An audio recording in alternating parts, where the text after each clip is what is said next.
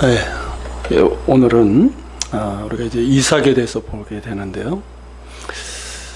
제가 아는 목사님 중에 제가 참 좋아하고 아끼는 분이에요. 이름이 이삭이라는 분이 있어요.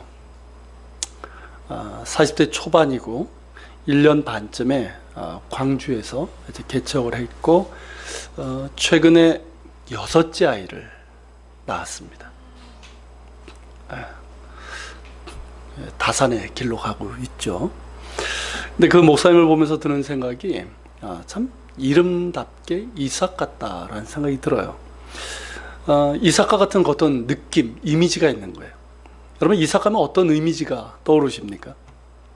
이삭에 대한 이제 그 대체적인 평가는 아마도 이제 기도와 평화의 사람이라고 할 수가 있어요.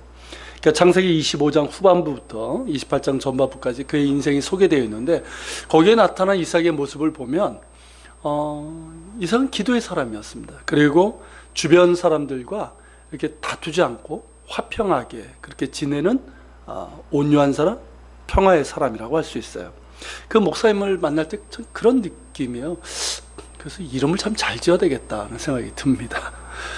이삭은 우리가 이미 본 것처럼 아브라함의 나이 100세, 그리고 그의 아내 사라의 나이 90대에 태어난 아들이잖아요. 그러니까 인간적으로 보면 어떻습니까? 이건 기적이에요. 그러니까 기적의 아들이고, 또 어떤 그 신앙적인 면에서 보면 어떻습니까?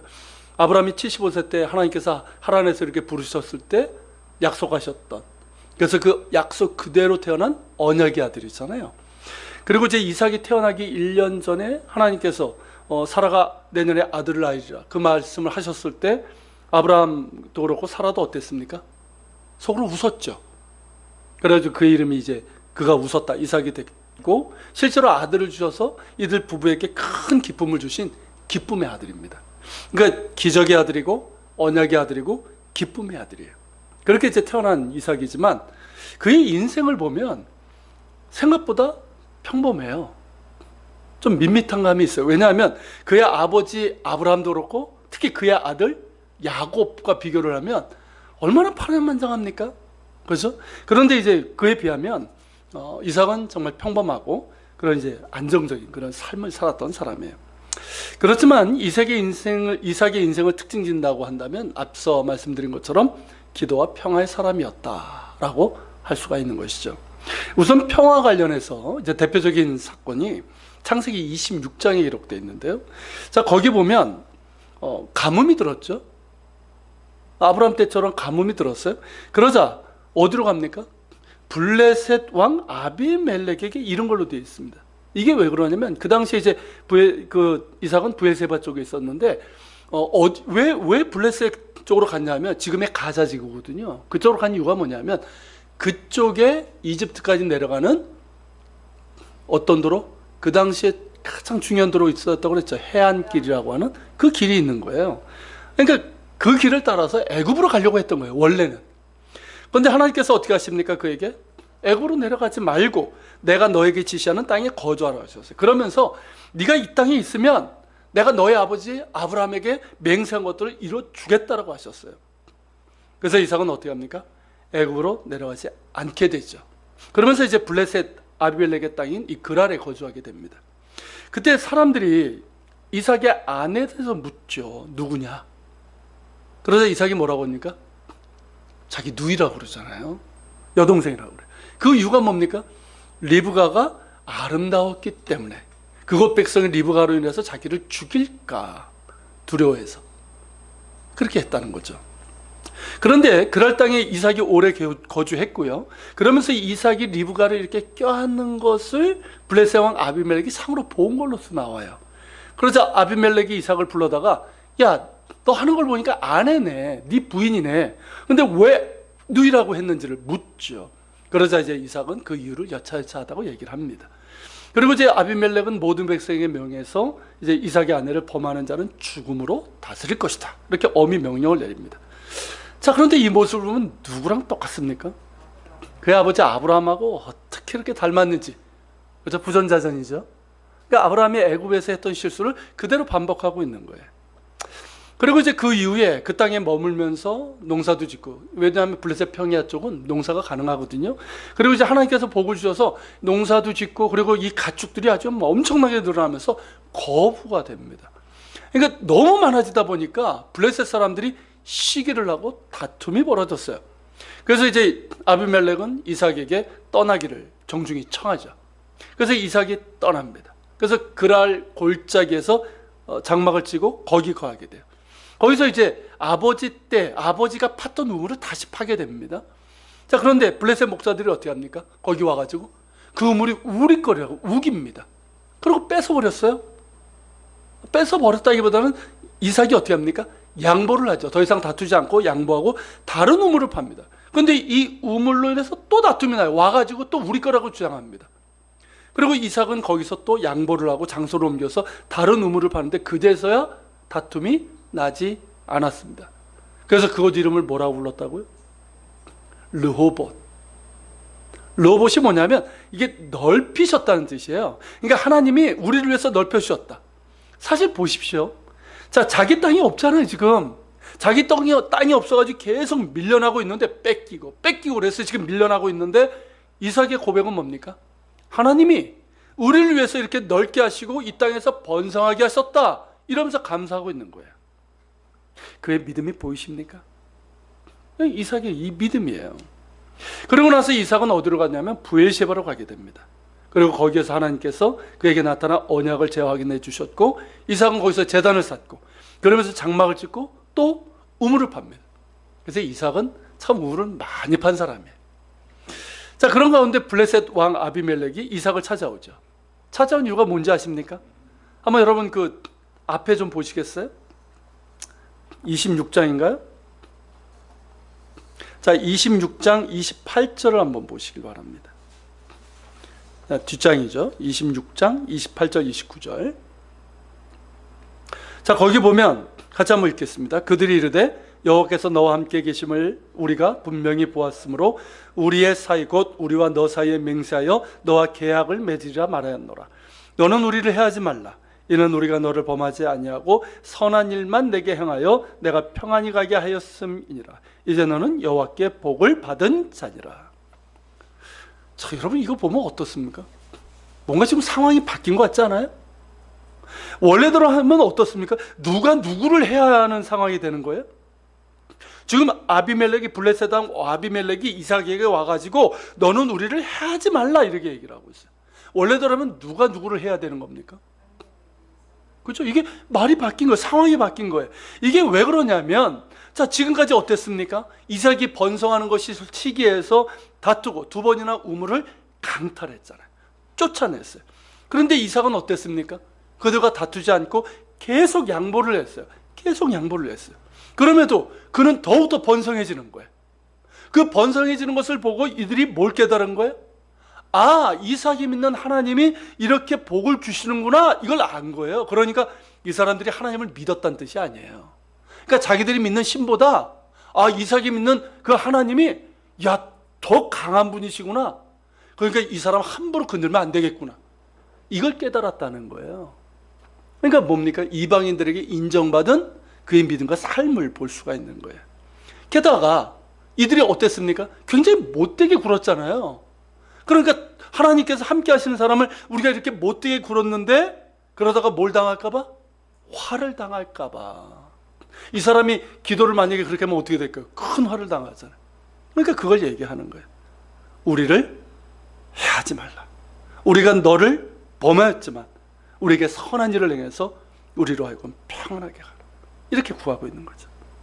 그러면서 이제 화친의 계약을 이제 맺자는 것이죠. 이삭이 어떻게 합니까? 이 상황에서 이런 괘씸한 것들 하지 않고 어떻게 합니까? 그들에게 잔치를 벌려요. 그냥 화친 그래 화친 맺읍시다 이러고 끝나는 것이 아니라 잔치를 벌여요. 어떻습니까? 이 모습에서 어떤 억한 감정이 없는 거예요. 보통 사람 같으면 어떻습니까? 자기에게 두 번씩이나 그렇게 우물을 뺏고 그렇게 못되게 군 사람? 좋은 감정이 있기가 어려워요.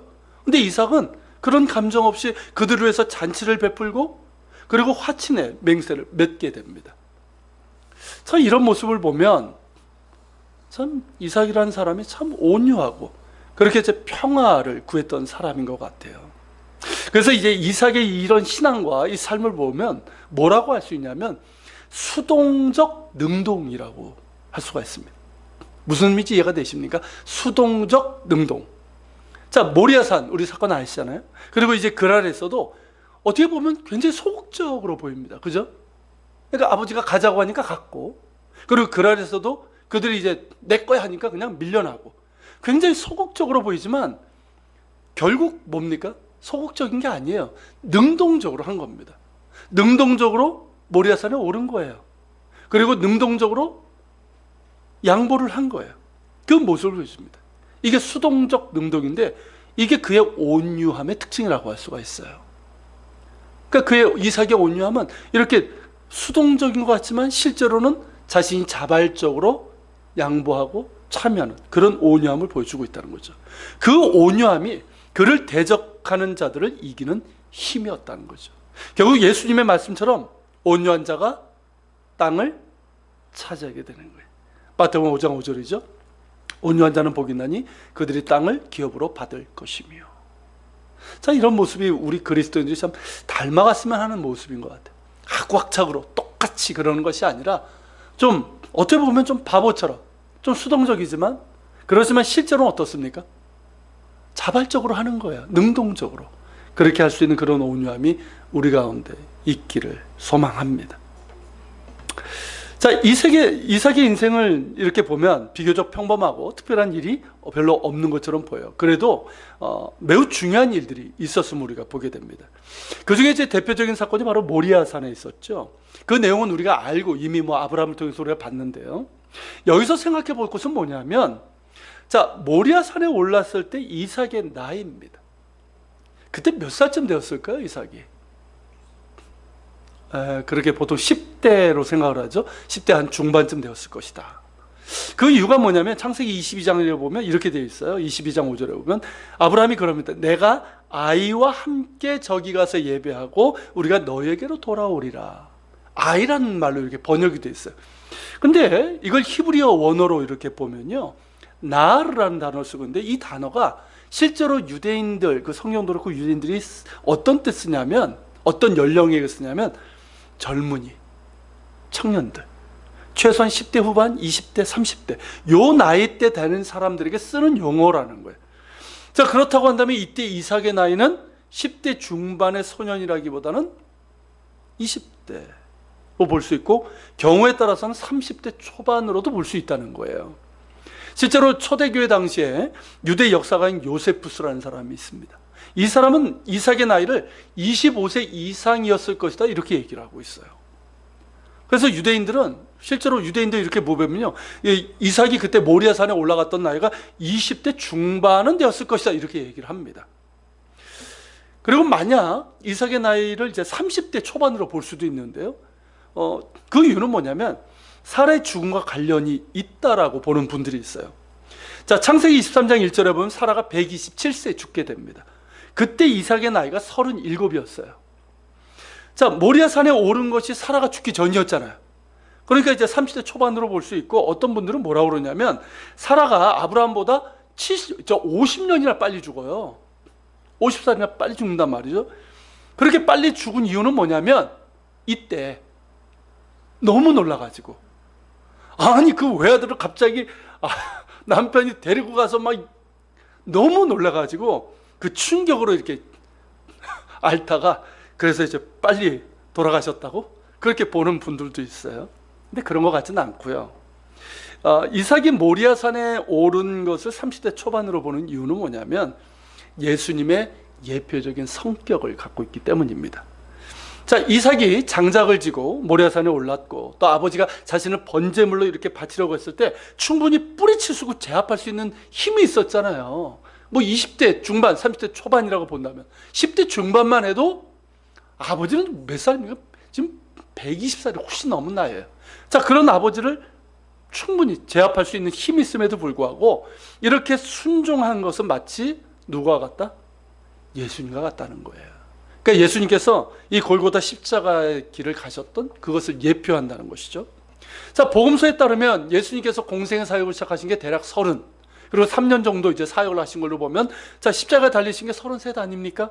그러니까 예수님의 예표적인 성격을 지닌 이 모리아 산에서의 이삭의 나이가 30대 초반이었을 것이다. 이렇게 이제 해석할 수 있다는 거죠. 물론 이제 창세기 기록이 뭐 그런 것들을 이제 뒷받침하고 있지 않지만, 어쨌든 그때 이삭의 나이는 10대가 아니라 20대 중반 혹은 30대 초반일 가능성이 높다는 것이죠. 그렇기 때문에 아브라함 못지않게 이삭의 순종도 귀한 거예요. 그렇죠? 그러니까 앞서 말한 것처럼 능동적인 순종이고 자발적인 순종입니다. 그래서 어떤 면에서 보면 아브라함이나 야곱처럼 어떤 파란만장하고 드라마틱한 어떤 인생은 살진 않았지만, 오히려 하나님 앞에 정말 자발적이고 그런 능동적인 순종을 통해서 하나님의 뜻을 이루어갔던 사람이 바로 이삭이었던 것 같아요. 그래서 어떻게 보면 우리가 좀 어떤 걸 더 원하세요? 야곱의 삶입니까? 여러분, 이삭의 삶입니까? 이삭이죠? 그죠? 굉장히 드라마틱한 건 야곱이지만 우리가 어떻게 보면 더 원하는 것은 이삭의 모습인지 모르겠어요. 어쨌든 그런 일이 있었고요.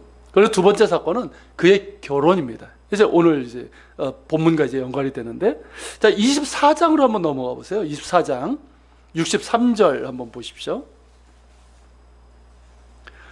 자, 창세기 24장 63절부터 67절인데요. 자, 한번 읽어볼까요? 이삭이 저물 때에 들에 나가 묵상하다가 눈을 들어 보매 낙타들이 오는지라.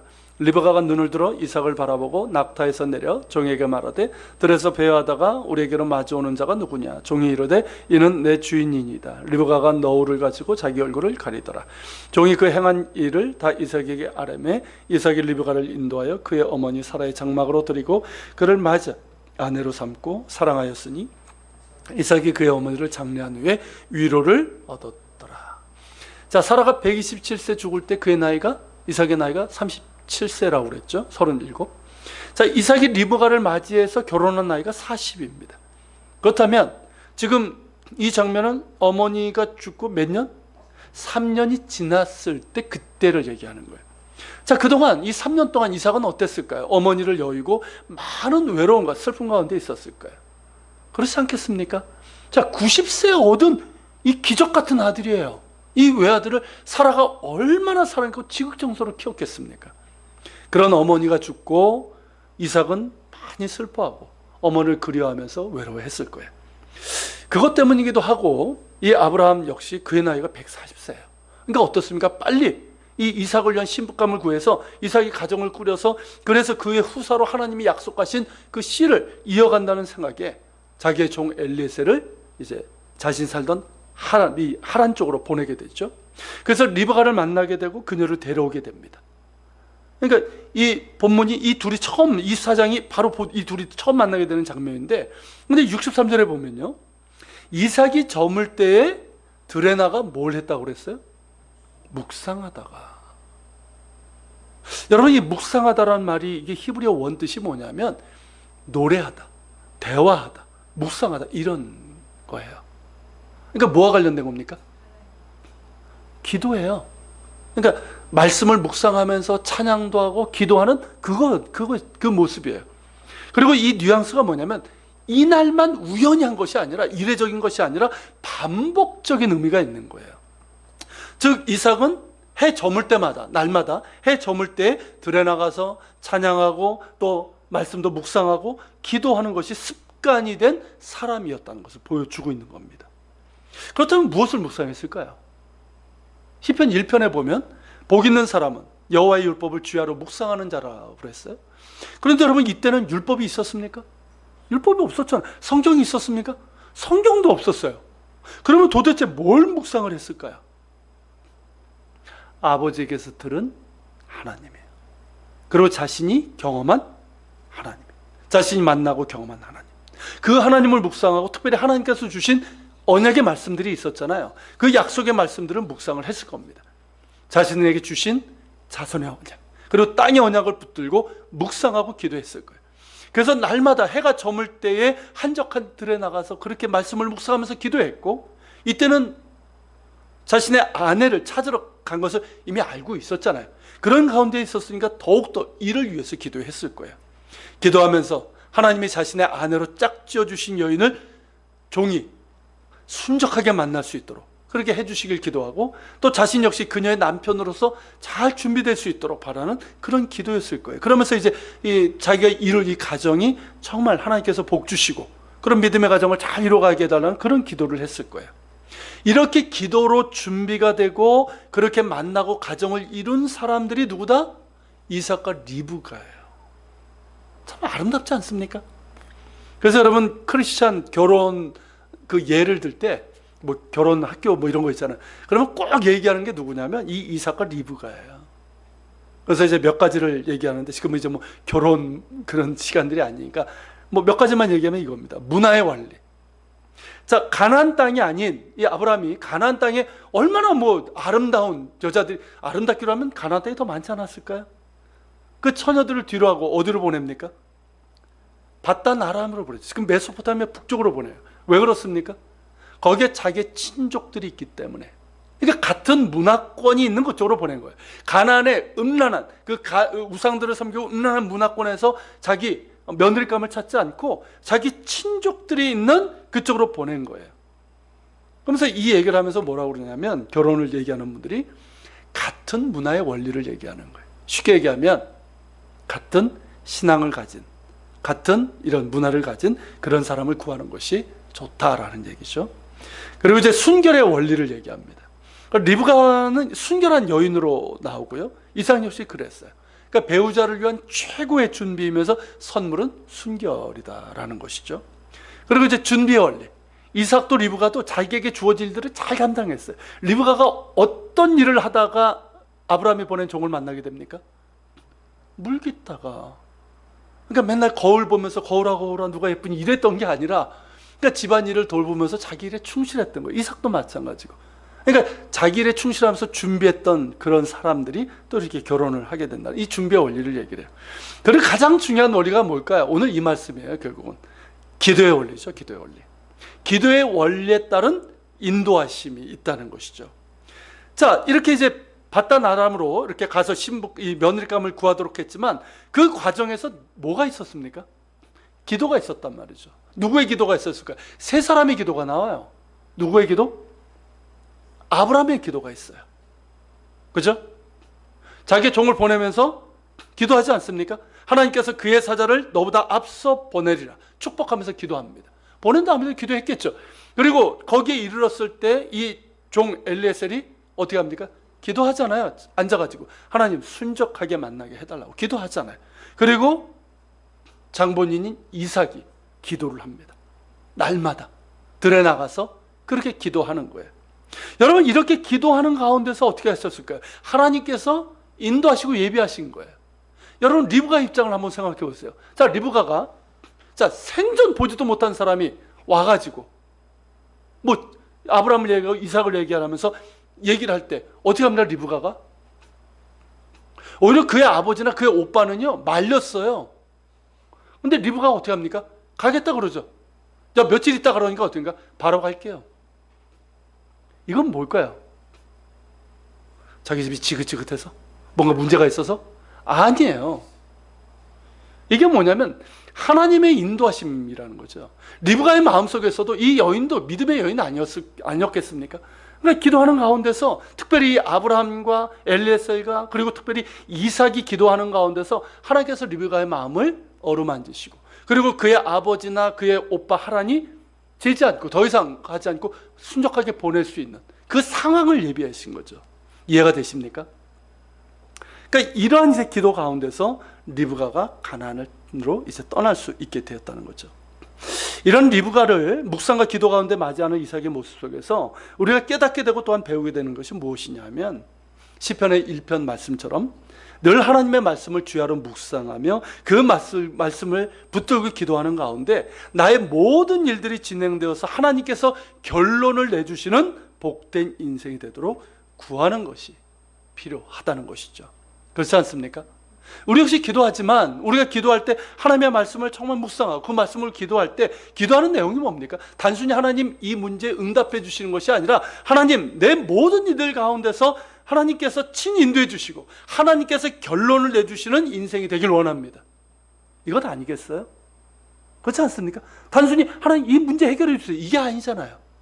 내 인생, 하나님께서 결론 내주시는 인생이 되길 원합니다. 이런 기도가 우리 가운데 있기를 바랍니다. 그러면서 내 삶의 영역 속에서 하나님의 주권이 회복되고, 그리고 하나님의 다스리심과 통치가 있게 해주셔서 어떤 인간적인 기준으로 판단하지 않고 하나님 앞에 엎드려서 하나님의 신실하신 인도하심을 받는 삶이 될 수 있도록 날마다 하나님 앞에 엎드리는 기도가 우리 가운데 있기를 바랍니다. 자, 그렇게 해서 이제 기도 응답을 받았어요. 그런데 기도 응답으로 결혼한 이들 부부에게 문제가 생겼습니다. 그 문제가 뭘까요? 아이를 갖지 못하는 거예요. 자, 오늘 본문이잖아요. 25장 21절에 보면 뭐라고 되어 있습니까? 이삭이 그의 아내가 임신하지 못함으로 그를 위하여 여호와께 간구하며 여호와께서 그의 간구를 들으셨으므로 그의 아내 리브가가 임신하였더니. 자, 분명히 40세에 리브가를 아내로 맞아서 이 기도 응답이에요. 그래서 결혼을 했어요. 그리고 이제 26절에 보면 리브가가 쌍둥이 아들을 낳았는데 그때 나이가 몇 살? 60세였다고 되어 있습니다. 그러니까 결혼 후에 몇 년 동안 아이가 없었다? 20년 동안 없었다는 거예요. 그의 아버지는 몇 년 동안 없었죠? 75세 때 약속을 받았으니까 결혼한 때서부터는 굉장히 오래되지만 약속을 받은 그때서부터는 25년이에요. 근데 이삭은 결혼하고 40이면 빠른 나이는 아니죠. 지금도 그렇지만, 지금은 뭐 흔하게 보지만 그 당시에, 그러니까 20년 동안 아이가 없었어요. 지금도 아이를 갖지 못하는 것이 부부에게는 큰 문제지만 그 당시에는 아이를 낳지 못하는 것은 정말 큰 수치였고 불명이었고, 심지어 이방인 같은 경우는 저주받은 것으로 그렇게 여겼던 그런 시대였습니다. 자, 이삭의 입장에서 보면 분명히 기도해서 얻은 아내 아닙니까? 그런데 이 아내가 아이를 갖지 못하는 문제가 생긴 거예요. 여러분, 이런 모습에서 우리가 깨달을 수 있는 게 뭘까요? 그것은 뭐냐면 기도의 응답으로 받았을지라도 아무런 문제가 없는 것이 아니라는 것이죠. 이해가 되십니까? 자, 이스라엘 백성들 예를 들면, 자, 이 사람들이 이제 400년을 애굽에서 종살이 하다가 해방이 돼서 가나안 땅에 들어갔습니다. 근데 가나안 땅은 어떻게 됐습니까? 분명히 이 가나안 땅으로 이 들어간 건 하나님의 언약이지만 누구의 기도가 있었습니까? 모세의 기도가 있었잖아요. 사실 모세 기도가 없었다 그러면 이 백성들 광야에서 끝났을 수도 있었던 거 아닙니까? 모세가 기도했고 또 여호수아 갈렙이 기도했고 또 백성들 기도한 땅이에요. 하나님의 은혜로 주신 땅이지만 동시에 기도의 응답으로 얻은 땅이라고 할 수 있습니다. 그런데 그 땅은 많은 문제를 갖고 있었어요. 무주공산이 아니라, 아무도 살지 않는 땅이 아니라 아주 호전적이고 강력한 가나안 족속들이 살고 있었어요. 견고한 성읍들과 안악자손이 있었고 가나안 원주민들의 우상숭 음란한 문화들이 있었어요. 하나님께서 그들에게 명령하시고 또한 그들이 해야 할 일은 뭐였을까요? 이 상황에서 계속 기도하면서 싸워야 한다는 거예요. 기도하면서 믿음으로 나아가고 기도하면서 거룩과 순종으로 나아가야 되는 거예요. 기도로 얻은 것이라고 하지만 문제가 없는 것이 아니라는 겁니다. 결혼도 그런 것 같아요. 여러분, 크리스찬이라면 결혼에 대해서 기도를 하지 않습니까? 그죠? 자, 기도로 맺어진 결혼이지만, 자, 그렇지만 문제가 없을까요? 아니요, 똑같습니다.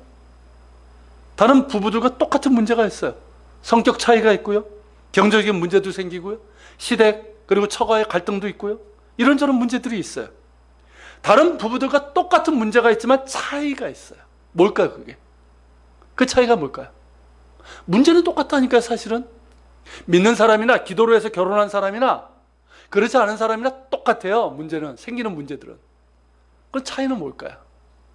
기도예요, 기도예요. 자, 남편이 기도할 수 있고 아내가 기도할 수 있다면 되는 거예요. 부부가 같은 신앙 안에서 기도한다면 차이가 있어도 한 몸으로 성숙해져 갈 수 있습니다. 문제가 있을지라도 극복할 수 있는 거예요. 그 문제 위에 주님의 은혜가 임할 것이기 때문입니다. 다른 것들도 마찬가지죠. 여러분, 우리가 기도하잖아요. 기도해서 응답을 받습니다. 그렇죠? 응답 받으면, 자, 그것으로 끝납니까? 기도해서 내가 응답을 받으면 아무 문제가 없습니까? 그렇지 않다는 말이죠. 그죠? 오히려 계속적인 문제가 있는 경우가 많아요. 그렇기 때문에 기도에 응답을 받았다 해서 우리가 마음을 놓을 것이 아니라 계속해서 기도하면서 믿음과 순종의 길을 가는 것이 중요하다는 것이죠. 우리 교회적으로도 마찬가지입니다. 지금까지 기도하는 가운데 주신 은혜들이 참 많아요. 우리 교우들도 봐도 참 하나님께서 참 많은 은혜 주셨어요. 기도하는 것들 다 응답해 주셨고요. 우리 교회도. 그런데 어떻습니까? 아무 문제가 없습니까? 문제 있잖아요. 우리 교우들 삶 가운데도 계속 문제가 있고 우리 교회도 마찬가지예요. 그렇기 때문에 우리는 겸손히 하나님 앞에 엎드릴 수밖에 없습니다. 긍휼하심과 때를 따라 돕는 은혜를 구하는 것이고 또 길을 열어주시고 또한 채워주시기를 구하게 되는 것이죠. 여러분, 기도의 응답은 기도의 종결이 아니라 기도의 계속이고 성숙이고 깊어짐이라고 할 수 있어요. 그렇죠? 그래서 기도의 사람은 계속 기도하는 거예요. 응답을 위해서 기도하고 응답하신 후에도 계속 기도합니다. 그러면서 그 기도가 어떻게 될까요?